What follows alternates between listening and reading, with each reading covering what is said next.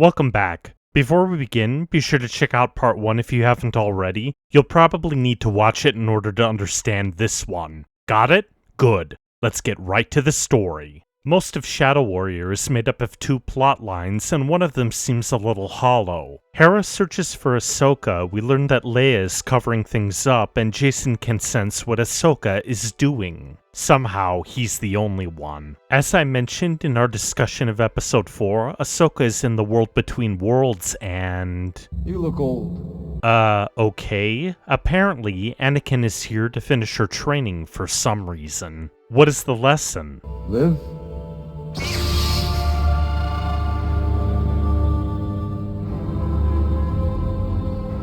Or die? They fight it out for a bit until Anakin slashes the Force ground out from underneath Ahsoka's feet. She falls into the Clone Wars? How is that relevant? Ahsoka is apparently concerned that she'll only be able to teach a Padawan how to fight, but isn't that a part of what Jedi do anyway? That's the primary reason why they train with a lightsaber. Oh, there's also this. What if I want to stop fighting? Then you'll die.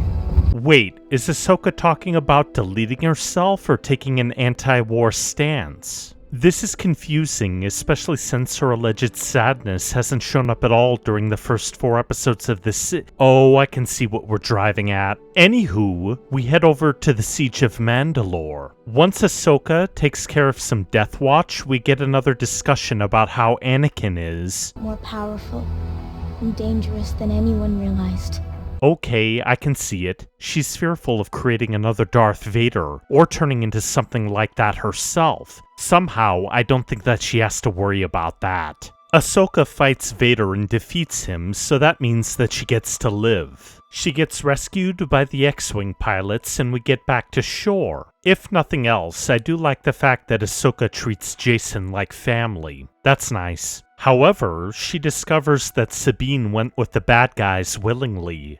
Uh-oh. Oh, by the way, Mon Mothma is calling. She wants Hera and Ahsoka to return because they apparently have no evidence of anything. Wait, they don't? Since when? On the plus side, Ahsoka makes nice with a star whale. She asks for passage to somewhere, and the giant agrees. And then we hear the rationale.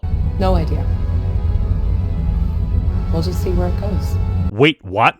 Why? Huh? The whales jump, and that's it. Let's open it up in the mouth of a star whale. Ahsoka tells Hu Yang that Sabine went with the bad guys willingly, and they don't seem to be bothered about it at all. Oh well. After some conversations about Sabine's deal, Morgan and the rest arrive at Peridia and make their way down to an obvious play on Minas Tirith, or Morgul. They encounter 3 witches, and wait, is that Claudia Black? It is. Please tell me that they're not going to waste her on a bit part. Thrawn will be there in a moment, but the witches have to secure Sabine because they don't trust her. Okay, that makes sense. We do get some character development for Baylan and Shin though. Baylan believes that history is a long cycle of inevitability. Shin thinks that they should align with Thrawn because of that, but Baylan is searching for something more. We're not going to get much out of this, are we? Thrawn's Star Destroyer shows up and we meet the guy in person. What was first just a dream has become a frightening reality for those who may oppose us. I will say that Lars Mikkelsen does a good job in the role. He embodies a senior officer through and through. Then again, the character can't really do much of anything, can he? Thrawn drags Sabine into a meeting. He intends to honor the agreement and give her some provisions. Sabine leaves on a horse dog creature. Okay, there's a catch, isn't there? Sabine Wren will have the opportunity of finding Ezra Bridger, just as promised. And if she does, you and your master will destroy them both. You magnificent bastard. I knew something like that was coming. Sabine begins her search, only to get ambushed by some local raiders. The resulting fight scene would be pretty good, except that I don't believe that she's in any real danger. Oh well, moving on. Back at the enemy lair, Thrawn orders 2 attack squads to follow Baylan and Shin. I wonder if he's going to make this seem like an incredibly stupid decision later on. How about some comic relief? You! You abandoned me! Should have known you were a coward. It's funny because the creature was frightened. Sabine can't stay mad at whatever this is, so they roll out to find some water. No, that can't be it. There's a turtle crab here? This scene is okay. Even though we can't understand what the turtle guy is saying, he recognizes the rebel insignia. So, maybe he knows where Ezra went? Wait, there are a bunch of others around there too? I guess they were frightened. Baylan and Shin come across Sabine's engagement, and we get some discussion about the Jedi Order. I miss the idea of it. But not the truth. The weakness. There was no future there. Apparently, there's a power that calls to Baylan here. What could it be? Who knows? The bandits are here. The turtle crabs lead Sabine into a makeshift camp, and that is absolutely adorable. If there's one thing that these new Mando stories get right, it's the little world-building elements. Ezra is actually here. There's a reunion, and I don't really feel anything in this hug. The actors are doing their best, but it doesn't feel like a relief or anything else. Sabine even dodges the question of how she got there. Boy, Ezra's going to be pissed when he learns that she willingly gave Thrawn away back home, isn't he? Anyway, don't think about it. Thrawn learns that Ahsoka will be arriving soon. Let's see what's happening with Hera. She's facing tough questions from the Defense Council. You protected the New Republic by ignoring direct orders. No, I protected the New Republic by ignoring you. Who exactly is in charge here again? You'd think that it would be the Chancellor, but I guess not. Jedi. False Jedi. Star maps, star whales, distant galaxies. There are videos and multiple eyewitnesses for all of this. Also, how is Hera abusing her position? Bringing home the missing is very important. 3PO intrudes on behalf of Leia, and Mon Mothma invites him in. Senator Organa is willing to overlook this misstep, but asks that you address any further concerns to her directly in her role as leader of the Defense Council. Wait, this isn't the Defense Council? How does this even work, and who set this up all stupid? Anyway, Ahsoka is doing some training with the help of a recording from Anakin. Okay, good. Ahsoka is moving on. Hu Yang walks in and we learn that the star whales are slowing down. However, our droid has a bit of a problem. I would point out that you are assuming the star whales have brought us to the correct galaxy, let alone the same system or even the same planet where Lady Wren was taken. Anticipated the criticism, did you, Dave? The whales exit hyperspace and waltz straight into a minefield.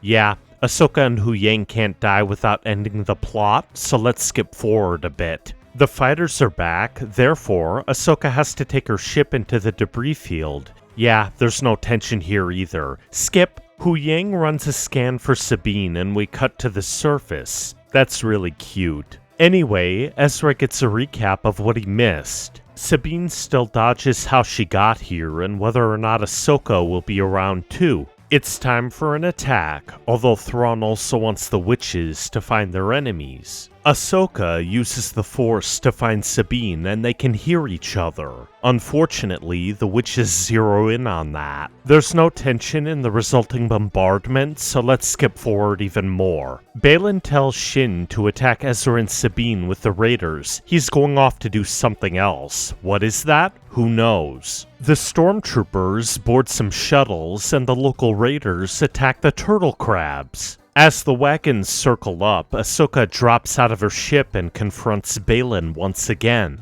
Meanwhile, Sabine tells Ezra to take his old lightsaber, a blaster, anything. No. The Force is my ally. That's all I need. That's a Jedi right there. Ezra is quite the master, but...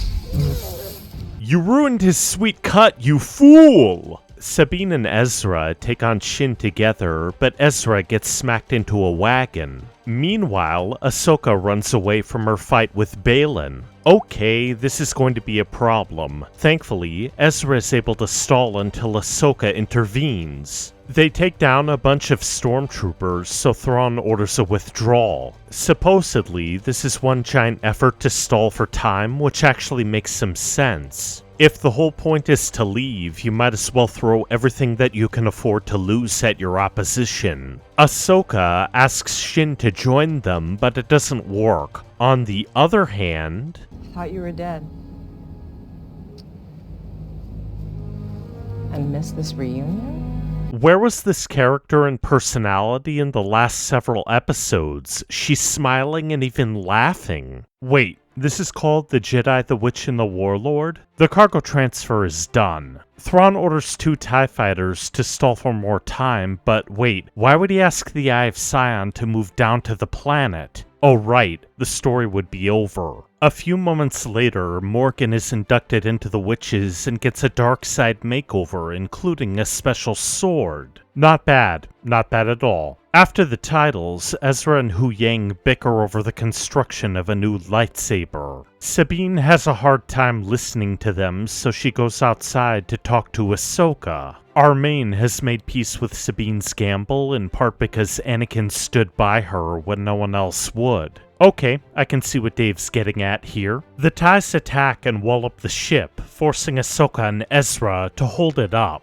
Sabine primes some engines, which nets her a double kill. That seems way too easy, but the ship crashes anyway. Thrawn correctly guesses that the Jedi will have to attack them by ground. Also, a bunch of stormtroopers volunteer to stay behind for some reason. As our mains push forward, the Star Destroyer opens fire. Everything would be over if our heroes died, so let's just skip ahead to the Night Troopers. The Jedi make short work of the troopers, except that they're zombies. Okay, I can dig it. Star Wars has always mishmashed homages here and there. Why not this? Thrawn orders Morgan to stall for more time, and wait, the zombies are getting faster? What? Morgan allows Sabine and Ezra to pass. She wants to kill Ahsoka. Dave isn't gonna kill his waifu though, so let's just move on. Are those more zombies? Nice. We even get a rolling head, too. The Star Destroyer is pulling away, but Sabine has an idea. Ezra jumps and she gives him a push. She can't bring herself to leave Ahsoka behind though, so she makes a stand. This fight is not as brutal as you might expect from a finale, but Morgan's death does mean a little something. The dark side will ultimately make you lonely. Once Ezra takes cover in the Star Destroyer, Thrawn bombards the tower.